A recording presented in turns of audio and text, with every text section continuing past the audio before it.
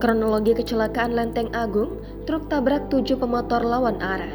7 pengendara motor tertabrak truk pengangkut bata di Jalan Raya Lenteng Agung, Jagakarsa, Jakarta Selatan pada Selasa 22 Agustus hari ini.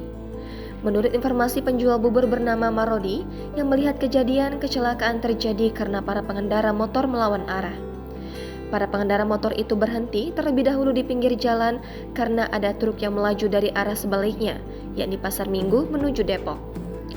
Pengendara motor paling depan tiba-tiba tertabrak truk tersebut, para pengendara motor di belakangnya pun terkena imbasnya. Menurut Marodi, truk yang menabrak para pengendara motor itu tidak tampak oleng. Di lokasi tersebut, kata Marodi, memang sering terjadi kecelakaan lalu lintas akibat ulah pengendara nakal yang melawan arah. Adapun Kapolsek Jagakarsa Kompol Multazam Lisendra sebelumnya mengatakan kecelakaan terjadi pada Selasa pagi. Dalam video yang beredar luas di jagat maya, sejumlah korban terlihat mengalami luka-luka.